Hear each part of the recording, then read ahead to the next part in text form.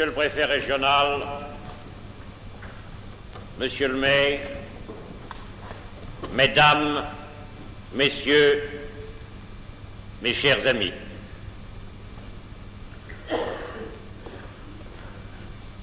j'espère que ce n'est pas un ministre que vous êtes venu avec tant de sympathie chaleureuse et émouvante saluer aujourd'hui, ou du moins j'espère, j'aurais voulu de toute mon âme que la réunion d'aujourd'hui fut une réunion totale d'unité française. Je déplore certaines absences. Je regrette que certains aient cru devoir interpréter cette manifestation comme une manifestation politique. Je ne représente ici aucun parti.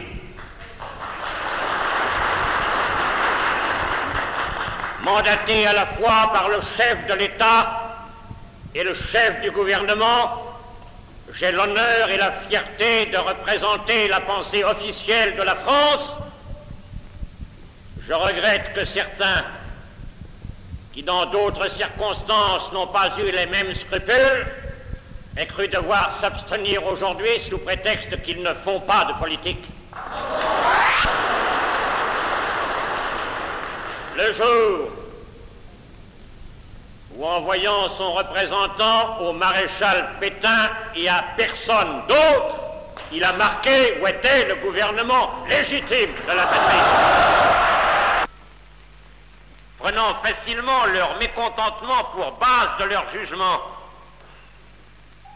ils sont portés à critiquer le gouvernement de leur pays en comparant toujours le sort qu'il aurait fait à celui qu'ils souhaiteraient et en oubliant toujours de le comparer avec celui qui serait le leur si ce gouvernement ne se trouvait là. On a salué tout à l'heure le maréchal. Si vous n'aviez eu pour vous défendre, mes compatriotes français, au lendemain d'une défaite dans laquelle tout le monde avait perdu la tête, que vos professeurs de patriotisme d'aujourd'hui, abrités derrière les micros de Londres ou d'Alger, je voudrais bien savoir où vous en seriez.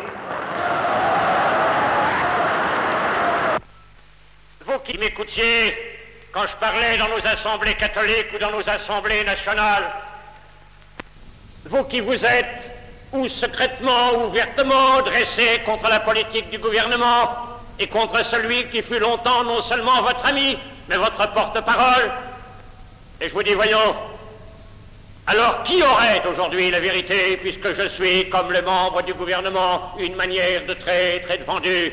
À qui faut-il s'adresser pour penser comme il faut penser? À qui vous adressez-vous vous-même? Mais les hommes que nous avons combattus ensemble, les hommes que pendant tant d'années nous avons dénoncés comme préparant la catastrophe pour la France, les hommes qui l'ont en effet préparé et accompli, par quelle espèce de sortilège incroyable sont-ils devenus aujourd'hui vos professeurs et vos maîtres? Et vous imaginez-vous que la trahison aurait ainsi brusquement changé de camp? Mais passez en revue leurs noms. Rappelez-vous, Pierre Cotte, Vincent Auriol, Pierre Bloch, André Marty, Fernand Grenier. Voilà les hommes qui sont aujourd'hui à Alger. Voilà les hommes qui sont vos professeurs de patriotisme. Voilà les hommes à qui vous vous raccrochez. Voilà les hommes de qui vous attendez le salut, pendant que vous osez prétendre que ceux qui, depuis 3 ans, acharnés à vous défendre et à vous sauver, malgré vous et contre vous, sont devenus, paraît-il, des traîtres à la cause nationale française. Sur quoi repose-t-elle?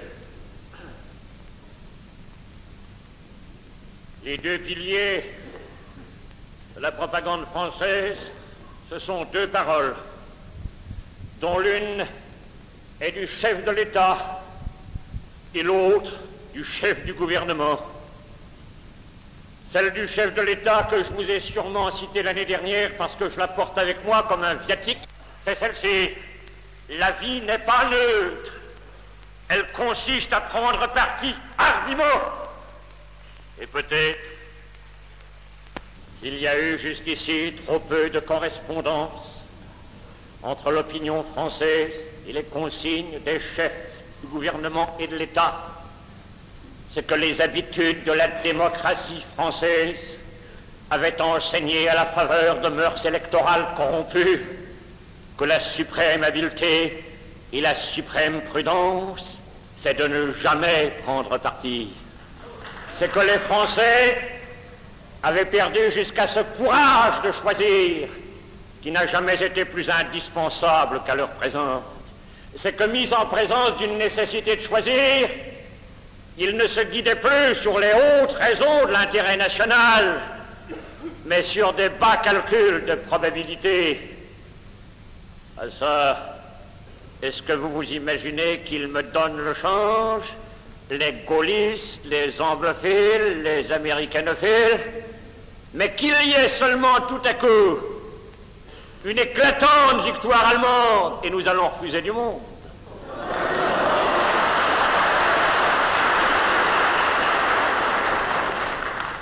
Les Français qui ont pris position se sont imaginés qu'on leur demandait de jouer au poker ou de jouer aux courses.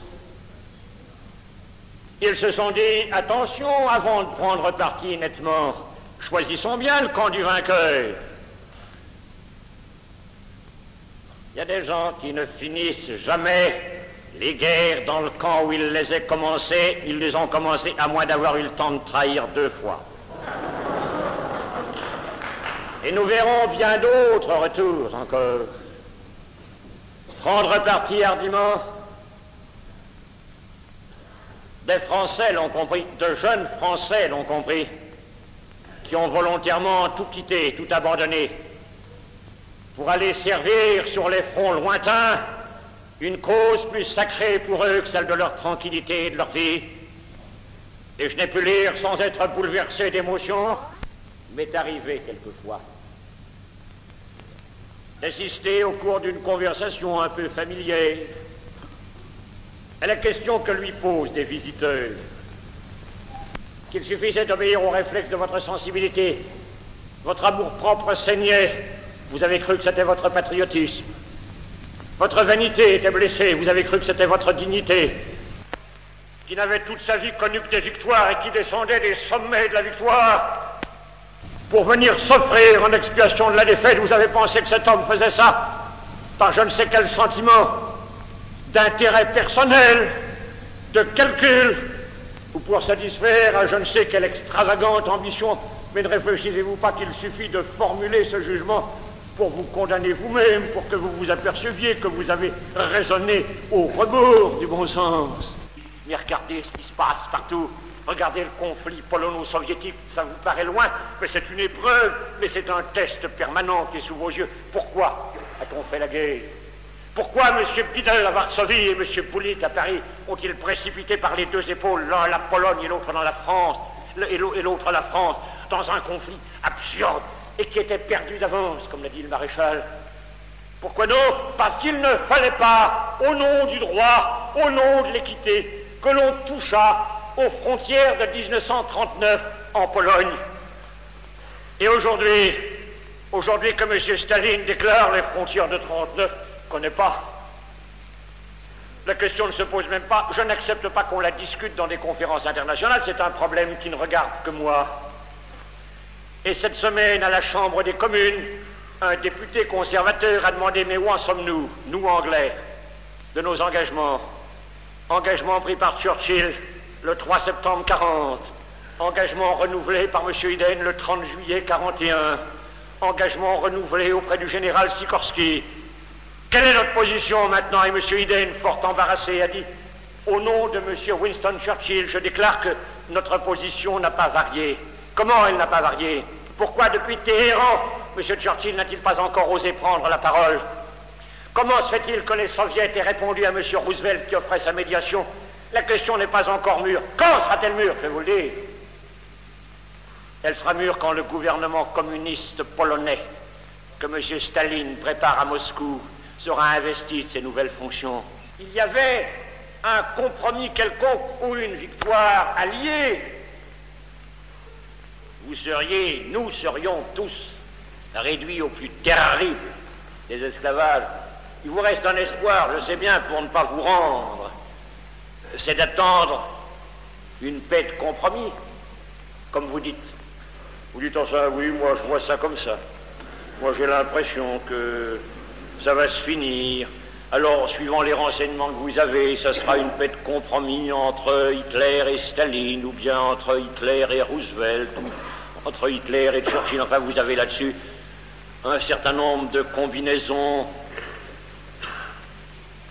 interchangeables. Vous savez ce que c'est qu'une paix de compromis? C'est celle dans laquelle deux adversaires fatigués de se battre s'aperçoivent qu'après tout, ils pourraient peut-être s'arranger sans se rien prendre l'un à l'autre et en se payant seulement sur les pays qui sont déjà à terre. Nous avions ce qu'à la demande du maréchal, le vainqueur nous avait laissé. Nous avions nos colonies, nous avions notre flotte, nous avions une armée. Si nous n'avons plus rien de tout cela, est-ce au vainqueur que vous allez vous en prendre? Est-ce lui qui nous l'a ravi? Mais vous avez livré de vos propres mains à des gens qui vous voyaient des alliés et des libérateurs. Tout ce qui vous était resté, c'est pas la peine d'aller maintenant en vous levant, vous regarder dans la glace pour vous trouver beau et intelligent.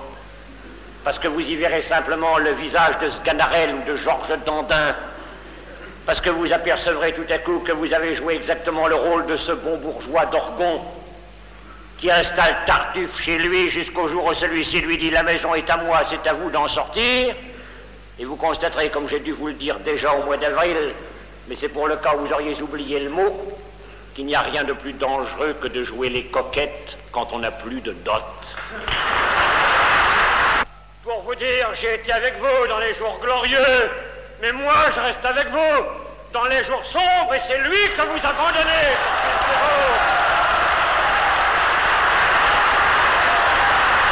Nous portons le poids de la défaite.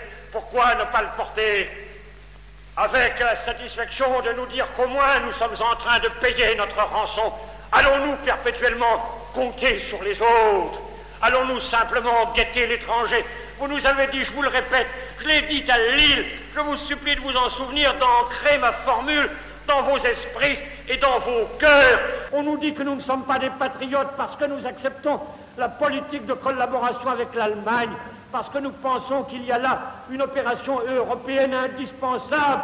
On nous dit que nous ne sommes pas des patriotes, nous qui acceptons le fait de la défaite, qui en avons le cœur aussi meurtri et aussi déchiré que vous, mais qui entendons partir de là courageusement pour faire les efforts nécessaires et remonter avec des méthodes françaises, sous des chefs français, pour assurer un relèvement français. Et c'est vous qui nous dites que nous ne sommes pas des patriotes, vous qui avez tellement perdu la foi dans votre patrie que vous ne comptez plus que sur l'étranger pour lui rapporter ce qu'elle a perdu.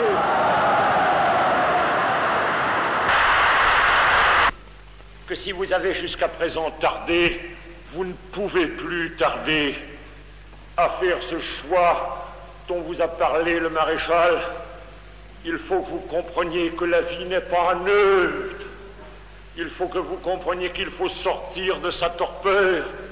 Le maréchal disait un jour, avec un sourire mélancolique en présent ma présence, les Français me reprochent d'avaler des couleuvres.